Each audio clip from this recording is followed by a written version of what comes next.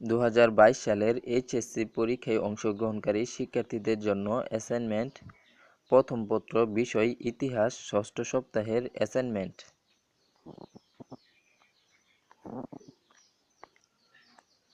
তো দেখো তোমাদের এখানে অ্যাসাইনমেন্টে বলা হয়েছে ভারতবর্ষে ইংরেজ আধিপত্য প্রতিষ্ঠায় ইস্ট ইন্ডিয়া কোম্পানির কার্যক্রম পর্যালোচনা। তো এখানে শিক্ষণফল বা বিষয়বস্তুতে দেওয়া আছে ভারতবর্ষে আধিপত্য বিস্তারে ইংরেজ ইস্ট ইন্ডিয়া কোম্পানির ভূমিকা মূল্যায়ন করতে পারবে। তারপরে দেওয়া আছে ভারতবর্ষে ইংরেজ কোম্পানির রাজনৈতিক প্রভাব বিস্তারে পলাশির যুদ্ধের গুরুত্ব মূল্যায়ন করতে পারবে। তারপর দেওয়া আছে ভারতবর্ষে ইংরেজ কোম্পানির অর্থনৈতিক আধিপত্য বিস্তারে বক্সার যুদ্ধের গুরুত্ব মূল্যায়ন করতে পারবে। তারপর আছে ভারতবর্ষে ইংরেজ শাসন প্রতিষ্ঠার প্রথম পদক্ষেপ হিসেবে দিওয়ানি লাভের গুরুত্ব বিশ্লেষণ করতে পারবে। তারপর সর্বশেষে রয়েছে ভারতবর্ষে ইংরেজ শাসন প্রতিষ্ঠায় দ্বৈত শাসনের গুরুত্ব ব্যাখ্যা করতে পারবে। তো এটা ছিল তোমাদের অ্যাসাইনমেন্টের প্রশ্ন। তো চলো এবার আমরা উত্তরপত্রে ফিরে যাই। অ্যাসাইনমেন্ট নং 1, অ্যাসাইনমেন্টের শিরোনাম ভারতবর্ষে ইংরেজ আধিপত্য প্রতিষ্ঠায় ইস্ট ইন্ডিয়া কোম্পানির কার্যক্রম পর্যালোচনা। তো এখানে রয়েছে ভূমিকা, তো তোমরা এই ভূমিকা থেকে লেখা শুরু করবে। ভারতে ইস্ট ইন্ডিয়া কোম্পানির আগমন মূলত বাণিজ্যের উদ্দেশ্যে, কিন্তু ভারতবর্ষের ধন সম্পদ দেখে তারা লোভ সামলাতে না পেরে চিরস্থায়ী খুঁটি গাড়ার পরিকল্পনা করে এবং সেই পরিকল্পনার অংশ হিসেবে তারা ভারতবর্ষে বিভিন্ন কার্যক্রম পরিচালনা করে। ইস্ট ইন্ডিয়া কোম্পানির আগমন বিভিন্ন বণিক সংগঠনের মাধ্যমে প্রাচ্যের আধিপত্য বিস্তারের ইতিহাস একাধারে জটিল ও গুরুত্বপূর্ণ। ভারতে ইস্ট ইন্ডিয়া কোম্পানির মাধ্যমে ব্রিটিশ রাজ্যের শাসনের গোড়াপতন ঘটেছিল, তবে ভারতবর্ষে ব্রিটিশ ঔপনিবেশিক শাসনের পথটি মসৃণ ছিল না। বাণিজ্য সম্প্রসারণকে কেন্দ্র করে ইতিপূর্বে ভারতে বাণিজ্য করতে আসা পর্তুগিজ, ফরাসি ও ওলন্দাজদের সাথে ইংরেজদের বিভিন্ন সময়ে যুদ্ধ সংঘটিত হয়েছে। ইস্ট ইন্ডিয়া কোম্পানি ধাপে ধাপে ভারতবর্ষে তাদের বাণিজ্যিক আধিপত্য বিস্তার করেছিল। ইস্ট ইন্ডিয়া কোম্পানি 1600 খ্রিস্টাব্দে রয়্যাল চার্টার লাভের পর ভারত বাণিজ্যে মনোনিবেশ স্থাপন করে। তবে রয়্যাল চার্টার লাভের পরপরই ইস্ট ইন্ডিয়া কোম্পানি ভারতে তাদের বাণিজ্য শুরু করেনি। 1613 খ্রিস্টাব্দে ইস্ট ইন্ডিয়া কোম্পানি ভারতের পশ্চিম উপকূল বন্দর সুরাতে বাণিজ্য কুঠি স্থাপনের মাধ্যমে ভারতে ব্যবসা বাণিজ্য শুরু করে।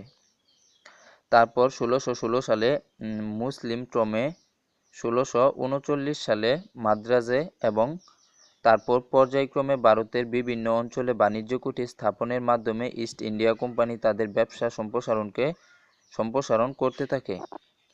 তবে বাংলা অঞ্চলের সাথে কোম্পানির ব্যবসায়িক যোগাযোগ শুরু হয় 1633 খ্রিস্টাব্দ থেকে। বাংলা অঞ্চলে ব্যবসা সম্প্রসারণের লক্ষ্যে 1651 সালে হুগলিতে বাণিজ্য কুঠি স্থাপন করে এবং এর মধ্য দিয়েই বাংলায় ইংরেজ ঔপনিবেশিক শাসনের বীজ রোপিত হয়েছিল বলে অনেকে মনে করে থাকেন। এখানে উল্লেখ্য যে 1690 সালে সম্রাট আওরঙ্গজেবের কাছ থেকে ইস্ট ইন্ডিয়া কোম্পানি বাৎসরিক 3000 টাকার বিনিময়ে সমগ্র ভারতে বিনামূল্যে বাণিজ্য করার অনুমতি লাভ করে এবং 1717 সালে সম্রাট ফরুখ শিয়ার এই 3000 টাকার সিলিং উঠিয়ে দিয়ে কোম্পানিকে অবাধে সমগ্র ভারতে বাণিজ্য করার অনুমতি প্রদান করেছিলেন। তো তারপর রয়েছে ইস্ট ইন্ডিয়া কোম্পানির কার্যক্রম। ভারতবর্ষে ইংরেজ আধিপত্য প্রতিষ্ঠায় ইস্ট ইন্ডিয়া কোম্পানি বিভিন্ন কার্যক্রম পরিচালনা করে, যেমন দ্বৈত শাসন ব্যবস্থা 1765 সালে লর্ড ক্লাইভ বাংলার নবাব থেকে দেওয়ানি সনদপ্রাপ্ত হলে যে শাসন প্রণালীর উদ্ভব হয় তা ইতিহাসে দ্বৈত শাসন নামে পরিচিত। এই শাসন ব্যবস্থার ফলে ইস্ট ইন্ডিয়া কোম্পানি প্রচুর অর্থনৈতিক ক্ষমতার অধিকারী হয়ে ওঠে এবং বাংলার নবাব সামান্য বৃত্তিভোগী কর্মচারীতে পরিণত হন। কেননা দ্বৈত শাসন ছিল একটি অদ্ভুত শাসনের ব্যবস্থা। এই শাসন ব্যবস্থায় ক্লাইভ বাংলার নবাবের উপর শাসন ও বিচার বিভাগের দায়িত্ব অর্পণ করেন এবং রাজস্ব আয় এবং প্রতিরক্ষার দায়িত্ব ন্যস্ত করেন কোম্পানির উপর। এর ফলে নবাব পেলেন ক্ষমতাহীন দায়িত্ব আর কোম্পানি লাভ করল দায়িত্বহীন ক্ষমতা। চিরস্থায়ী বন্দোবস্ত। চিরস্থায়ী বন্দোবস্ত হলো এক ধরনের ভূমি রাজস্ব ব্যবস্থা। লর্ড কর্নওয়ালিস 1793 সালে বাংলা, বিহার ও উড়িষ্যায় এই ব্যবস্থা চালু করেন। পরবর্তীকালে বারাণসী, পশ্চিম প্রদেশ ও মাদ্রাজ প্রেসিডেন্সির কোনো অঞ্চলে চালু করা হয়। এই ব্যবস্থার মাধ্যমে নিজেদের প্রভাব বিস্তারে দেশীয় অভিজাত সম্প্রদায়কে হাত করা, এছাড়া আয় বৃদ্ধির পরিকল্পনা করা হয়। ইংরেজি শিক্ষার বিস্তার। ইংরেজরা তাদের শাসন পাকাপোক্ত করার লক্ষ্যে দেশীয়দের মধ্যে ইংরেজি শিক্ষায় শিক্ষিত একটি অনুগত শ্রেণী তৈরিতে মনোযোগ দেয়। 1781 সালে ওয়ারেন হেস্টিংস কলকাতা মাদ্রাসা প্রতিষ্ঠা করেন এবং এর একটা বাড়তি লক্ষ্য ছিল চাকরির সুযোগ সৃষ্টি করে রাজ্য হারানো ক্ষুব্ধ মুসলমানদের সন্তুষ্ট করা। এরই ধারাবাহিকতায় হিন্দুদের জন্য 1791 সালে প্রতিষ্ঠা করা হয় সংস্কৃত কলেজ। এসবের মাধ্যমে সমর্থক গোষ্ঠী বৃদ্ধির প্রচেষ্টা চালায়।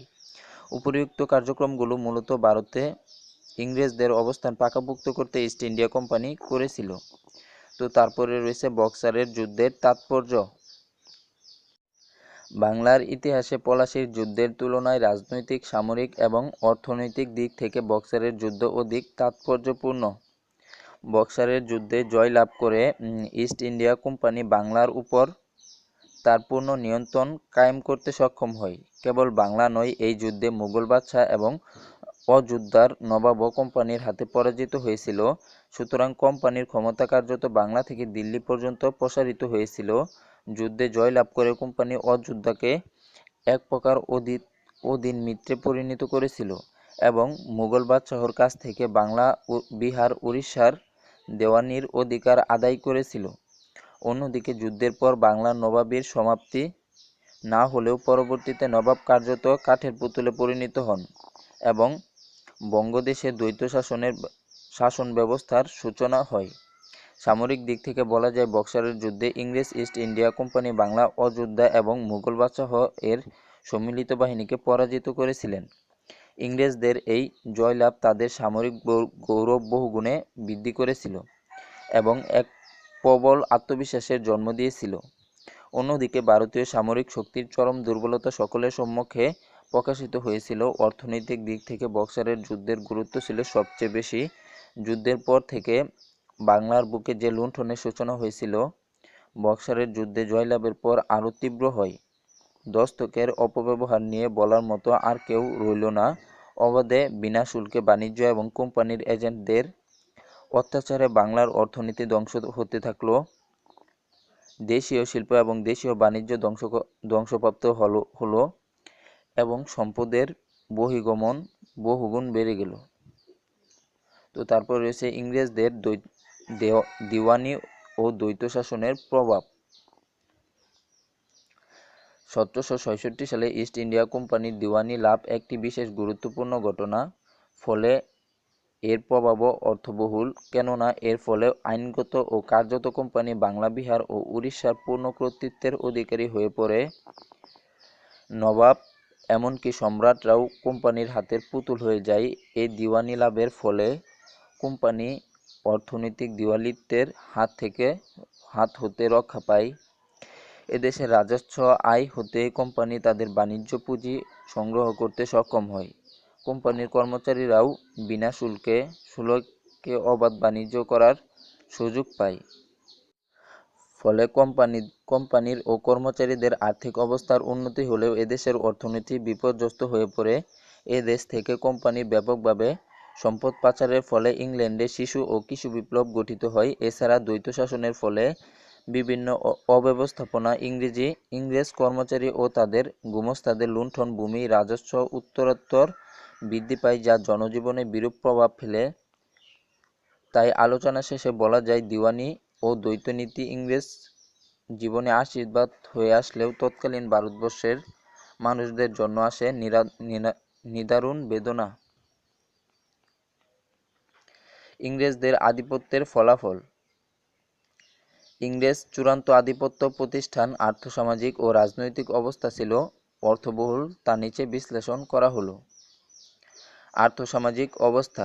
ইস্ট ইন্ডিয়া কোম্পানির আমলে বাংলায় উৎপন্ন ফসলের মধ্যে উল্লেখযোগ্য ছিল ধান, গম, তুলা, ইক্ষু, পাট, আদা, জোয়ার, তেল, সিম, সরিষা ও ডাল।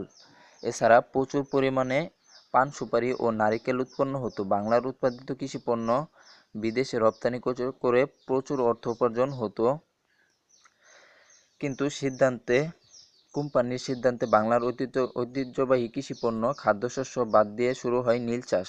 ফলে বাংলার কৃষি নির্ভর অর্থনীতি ধ্বংস হতে শুরু করে এবং বাংলায় এক পর্যায়ে চরম খাদ্যের অভাব দেখা দেয়। নীল চাষের জন্য নীলকরগণ কৃষকের সর্বোৎকৃষ্ট জমি বেছে নিত।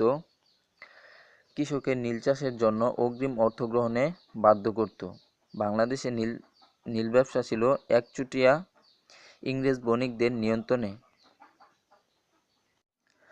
প্রথম দিকে নীলকরেরা চাষিদের বিনামূল্যে নীল সরবরাহ করলেও পরের দিকে তাও বন্ধ করে দেয়। ফলে ক্রমাগত নীল চাষ চাষিদের জন্য অসম্ভব হয়ে পড়ে। তাদের আর্থসামাজিক অবস্থা নিচের দিকে নামে, তাই তারা নীল চাষে অনাগ্রহ প্রকাশ করে। প্রথম অবস্থায় নীলকর সাহেবরা বাংলার গ্রামাঞ্চলে ব্যবসায়ী রূপে নয়, দুর্ধর্ষ প্রতাপশালী এক অভিনব অত্যাচারী জমিদার রূপেও আত্মপ্রকাশ করে। তারা এতটাই নিষ্ঠুর আর বেপরোয়া হয়ে পড়ে যে অবাধ্য নীলচাষীদের হত্যা করতেও দ্বিধা করেনি। এই বিবরণ থেকে ব্রিটিশ আমলে বাংলার আর্থসামাজিক অবস্থার করুণ চিত্র ফুটে উঠেছে, যা তাদের আধিপত্য বিস্তারের প্রমাণ দেয়। রাজনৈতিক ফলাফল। রাজনৈতিক ক্ষেত্রেও ইংরেজদের আধিপত্য প্রতিষ্ঠিত হয়। ইস্ট ইন্ডিয়া কোম্পানি বিভিন্ন নীতি গ্রহণের মাধ্যমে রাজনৈতিক চাল চালেন। তারা চিরস্থায়ী বন্দোবস্ত গ্রহণের মাধ্যমে এদেশীয় অভিজাতদের সমর্থন আদায় করেন। এছাড়াও প্রতিপক্ষকে রাজনৈতিক চালে পরাজিত করে তাদের আসন ছিনিয়ে নেন। এমনকি হিন্দু ও মুসলিমদের জন্য মাদ্রাসা ও কলেজ প্রতিষ্ঠা এবং ইংরেজি শিক্ষায় শিক্ষিত করার জন্য রাজনৈতিক যে চাল চালেন তাতে তারা সফল হন। ফলে তারা ভারতবর্ষে শক্ত আসন গড়ে তোলেন। তো সর্বশেষে রয়েছে উপসংহার। ইংরেজরা এই ভারতবর্ষ যে 200 বছর শাসন করেছিল তার ভিত্তি গড়ে দিয়েছিল ইস্ট ইন্ডিয়া কোম্পানি।